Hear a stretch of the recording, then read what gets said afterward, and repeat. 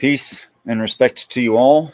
Welcome to Demolished Doctrine, the beginning of the end of religions, and another somewhat unscheduled reading of the Coherent Bible.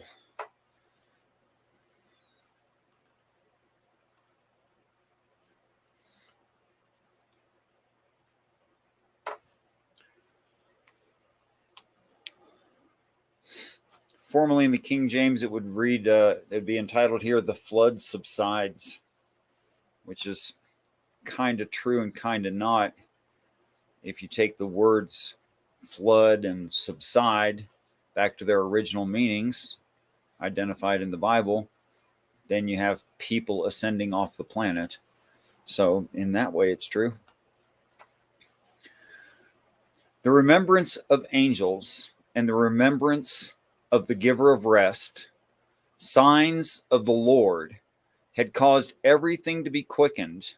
That means perfected, but perfection happening in heaven. And the signs of the Lord had caused every single mute herd animal and whatsoever went with him into the ark to house in to live. And angels caused them to pass into the spirit of things beyond. And the firmament had rest, and the waters had rest.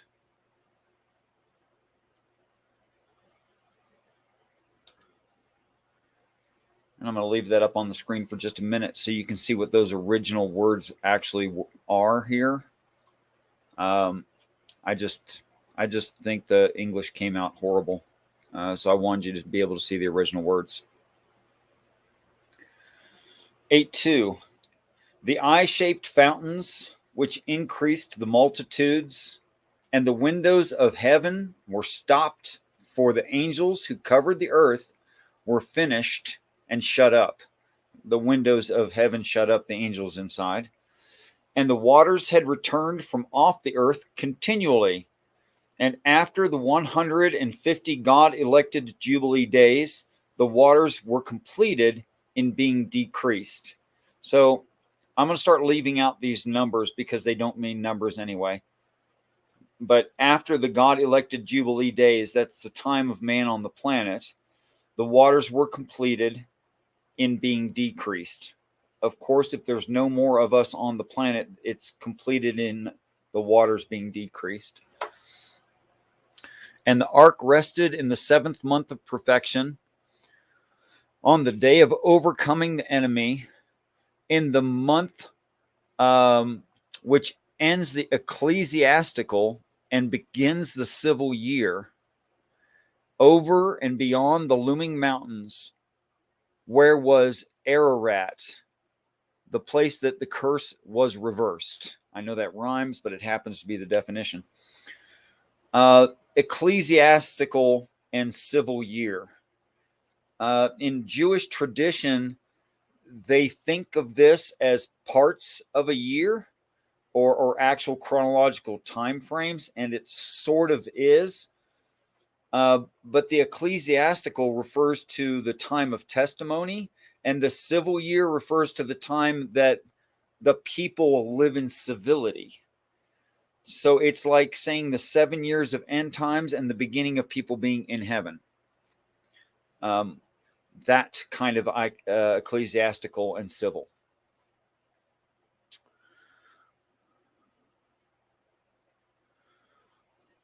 The month of beginning, if you will. And the waters had decreased and were carried away until the 10th month, that is the month of loyalty and goodness. And in loyalty and governance, on the first godly day, were the chief leading of the looming mountains beheld. Looming mountain, another reference to heaven. Just like Mount Zion is a reference to heaven. Chief head of the looming mountains, this would be the Father. And at the end of 40 heroic trials days, the giver of rest opened again the piercings of the walls of the ark for whosoever was wrought to belief. So this 40 trials, 40 days of trials, 40 nights of trials. This is after the resurrection and the last of the time of the hero's testimony. So apparently, after the resurrection, anyone who'd stayed to that point of end times is going to have to stay for the whole 40 days. Meanwhile, the earth is being ravaged by a lack of oceans, tectonic plates falling apart, volcanic activity everywhere, such.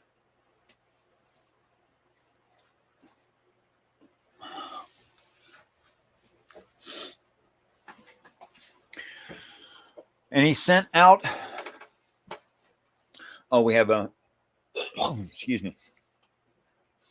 We have a little time problem right here. I'm going to have to mute for just a moment. Sorry.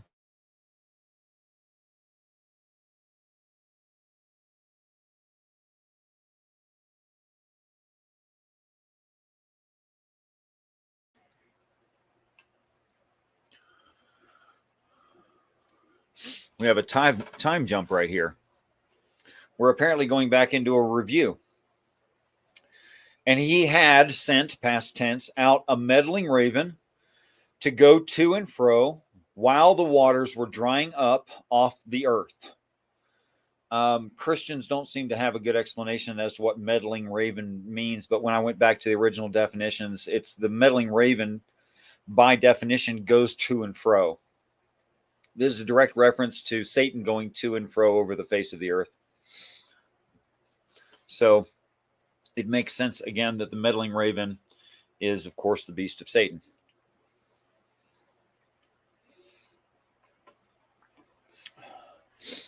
And he also had sent forth an effervescent dove against them. I know we think of against as in combat with, but against is also like I was running against the wall.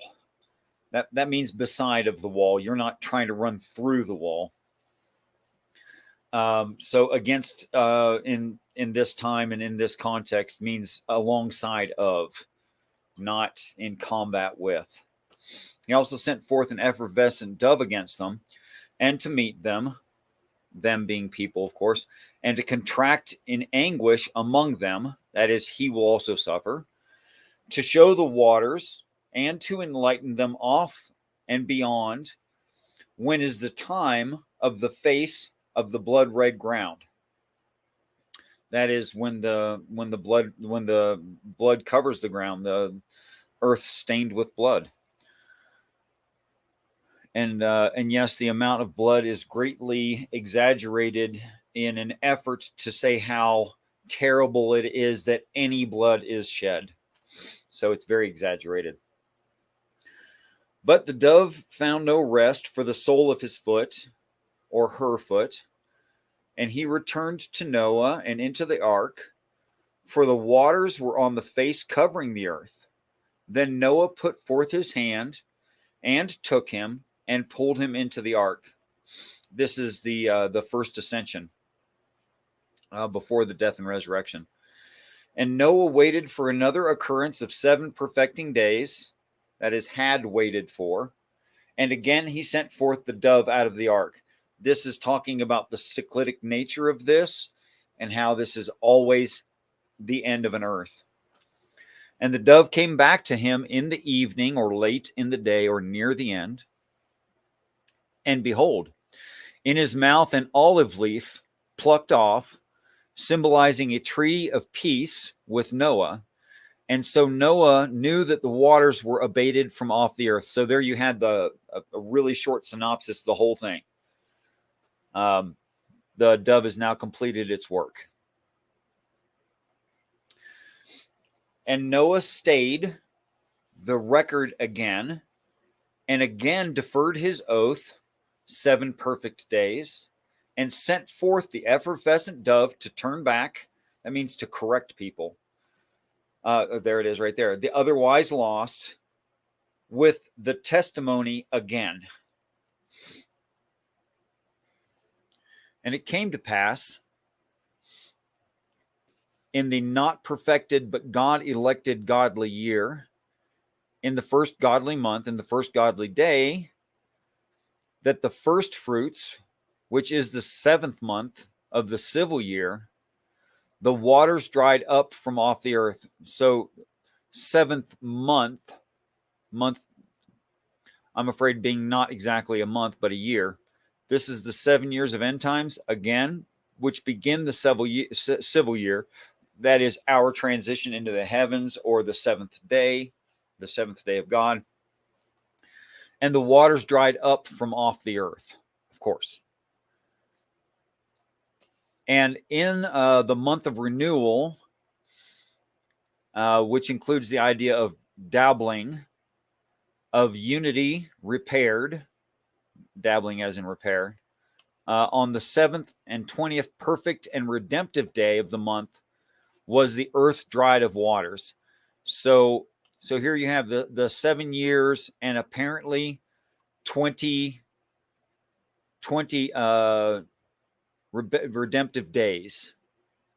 So I don't know if I can take that perfectly literally, if it's going to be exactly 7 years, 20 days. But it looks like that's what it's saying. Peace and respect, Kevin Chaos. Thanks for dropping by. So that was pretty short. I think I'll go on to the next one. A new earth begins.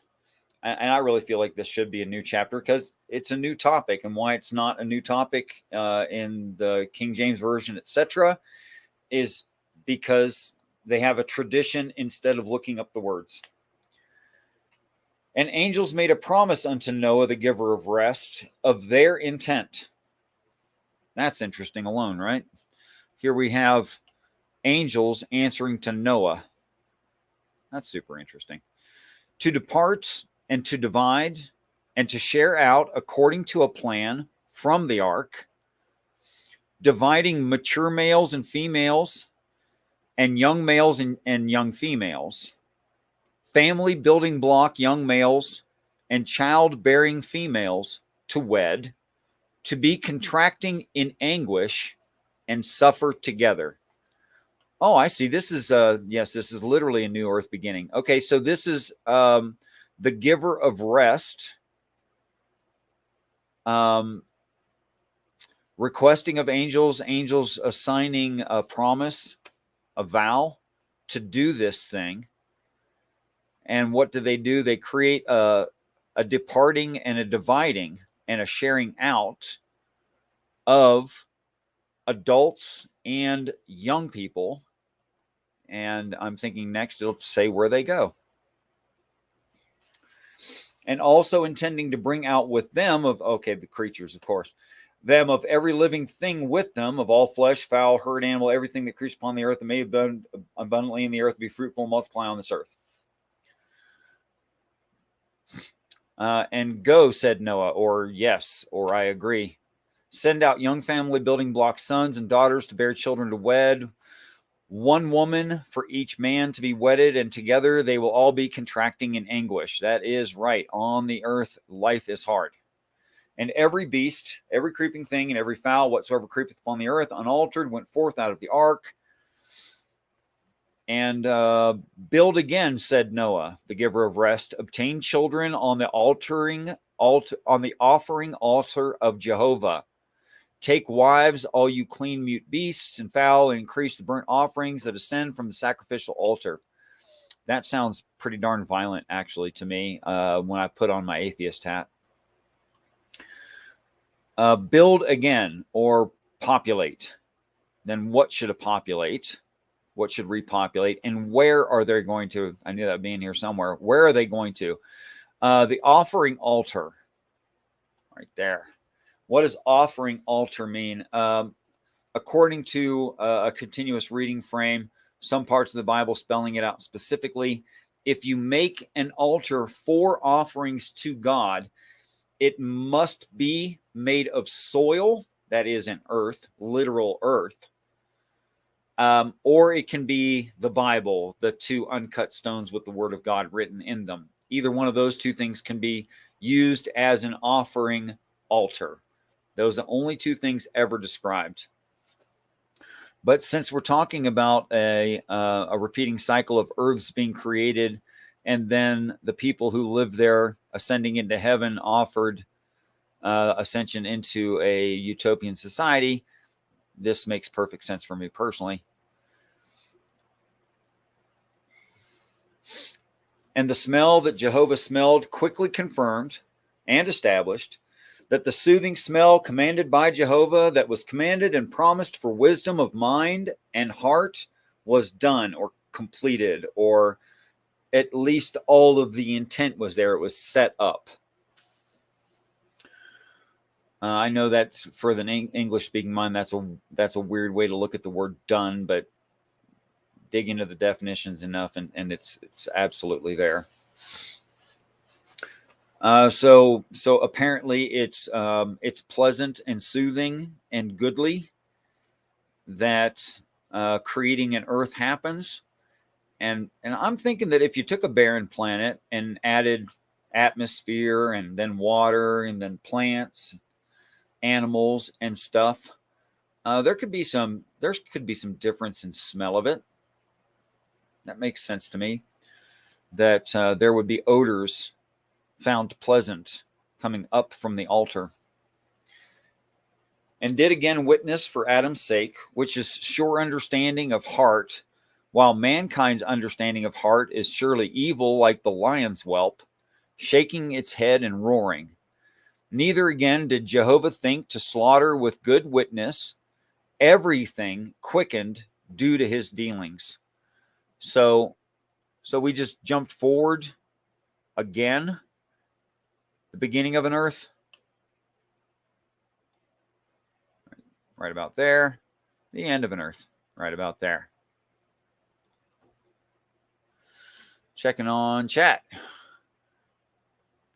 Still have no other entries into chat, which is fine. And a singular standalone statement. 822. A statement that declares the end from the beginning, which it just told what all the ends and beginnings were and went into great detail and did some overviews as well. So I really think that's pretty thorough enough, but here we go. While this earth remains, seed time and harvest, cold and heat, summer and winter, day and night, it will not have Sabbath rest. So, as I've said before, there is no Sabbath of this earth so long as we're here. That is, God rests the Sabbath day, the seventh day. We are still in process of being perfected. We are part of God's creation. Working negates resting. God cannot be resting from this earth. So long as there is seed time, harvest, cold, heat, summer, winter, day, night. When those things have ended, then there will be Sabbath rest. And for us. Life after the ascension. Formerly, this part was entitled The Covenant of the Rainbow. My Lord, Father, that's so silly of them.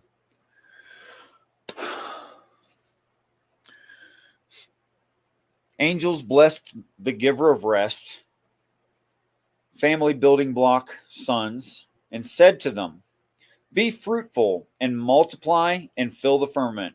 We're starting the story over. That's right. And the fear of you and the dread of you will be upon every beast of the firmament, and upon every fowl of the air, upon all that move in the firmament of heaven, and upon the fishes of the sea. Under your control are they delivered. That is, they're tasty. And every moving thing that is quickened shall be meat for you. Well, there it is. Even as the green herb have I given you all things. Truly the least of these tidings refreshed the creature mankind against bloodthirsty devourings. Truly confirmation of prophecy has cut down the bloodthirsty and refreshed the mind that inquired of consecration and quickened the creature Adam, that emotional animal, and consecrated mankind, and consecrated the existent kindred, and quickened all the creature mankind that did ascend. All of the creature mankind that did ascend. So wait a minute, I need to back up a little thing. I think I got my brain on crooked. Yeah, this is in heaven. This is life after ascension, not another beginning. Okay. Angels blessed, know the giver of rest, family building blocks, sun, seven, be fruitful, multiply, fill the firmament. Yeah, the firmament of heaven this time.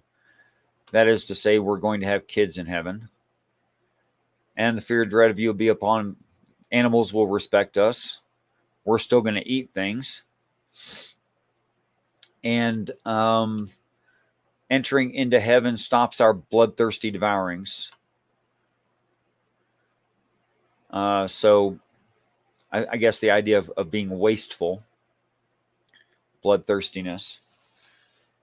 Truly confirmation of prophecy, that is the prophecy completed, will be refreshing to the mind of Adam, the people that have ascended.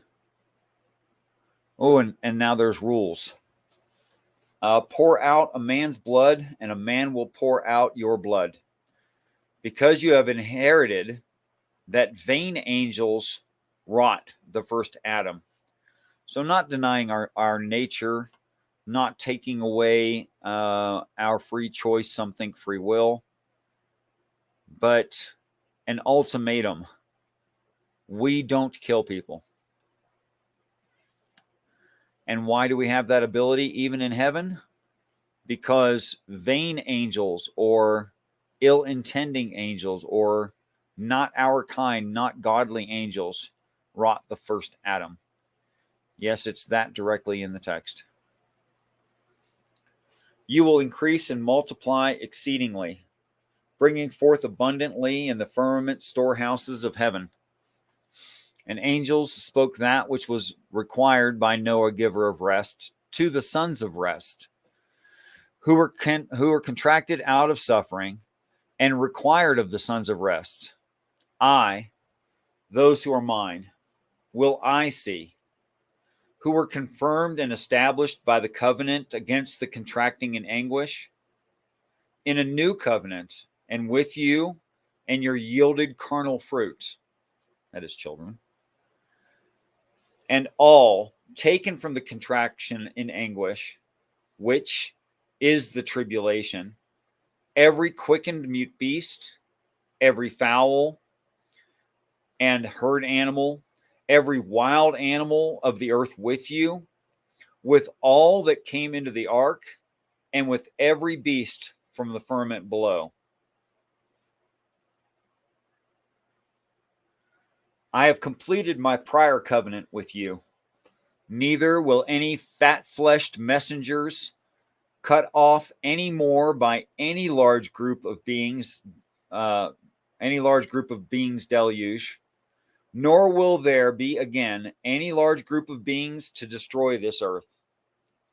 And spoke the angel, saying, this arising miracle from the separating covenant with all, I appoint between myself and between you and between them every quickened alive creature, that they will dwell in heaven for perpetual generations. I will deliver a snaring bow in an enchanted cloud to better your consent, and as a sign of the separating covenant between me. We have a jump in time frame here. We're going back here. We have people already in heaven, and the new covenant being created, and now we have a sign of end times happening.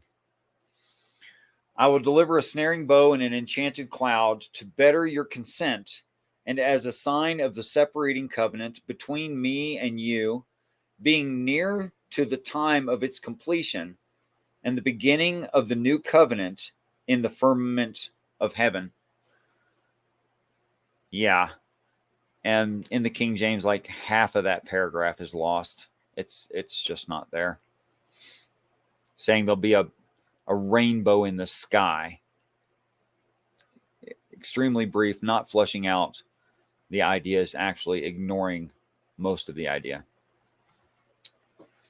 It will soon be better when the enchanted cloud brought by the Most High over the earth is perceived by you, like the snare of the archer, perceived as a sign of the times in a cloud. And again, I wrote down the definitions in case you want to go back and look at those later. The link to this document, which calling something a document does not make it true to reality, but the link to this document on Google Docs is in the description of the video if you want to go back and look at this stuff. And you will remember the separating covenant with all of you, between me and you, and between you and your bride, and between absolutely everything quickened alive of flesh and perfected. And fat-fleshed messengers will not again be a deluge of cleansing as a large group of beings, and will not be recorded again, or come to pass again, or again bring forth a deluge of destroyers made of absolutely every messenger. I can't even imagine seeing every angel simultaneously, but I mean, I really can't make my brain do that. My desire is you are snared by the bow in the prophetic cloud, and behold and remember the perpetual hidden covenant between angels and between all of you, evidenced by absolutely every quickened alive, breathed upon and refreshed. Breathed upon, quickened alive would refer to those who were already in heaven. So angels between all of you, evidenced by every angel, essentially. By absolutely every messenger, there it says it, within the wilderness firmament of heaven. Sometimes I explain things when I really didn't need to, because the next line explains it. Then spoke angels commanded by the giver of rest, saying, herein is the first of the emergent signs of the separating covenant we established between you and between absolutely every messenger, fat-fleshed, that are in the firmament of heaven. So because of that, I believe that the absolute first sign seen is literally a cloud in a bow shape, a bow in the clouds, a very unnatural one caused by physical manipulation of physical object cloud. I don't think that concerns magic. And I think that if it were just a rainbow, well, I don't know. How long has it been going on that we should be seeing a rainbow and think of it as the first sign of end times? I don't know. Always. It's always been rainbows. So then I don't even know why that would be a sign. Rainbows happen, I don't know, probably every day from someone's point of view somewhere on the planet.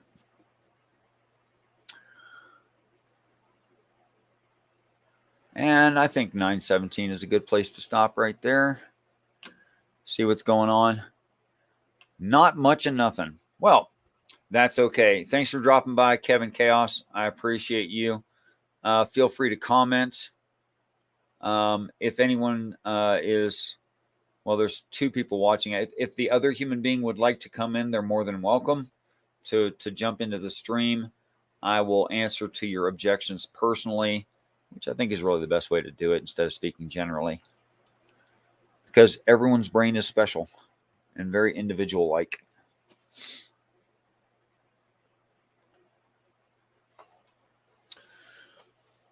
Failing that, that's it till next time I do one of these random readings.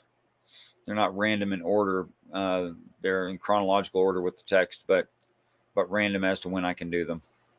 So until next time, guys, for everyone who's watched it and everyone who ever will, peace and respect to you all.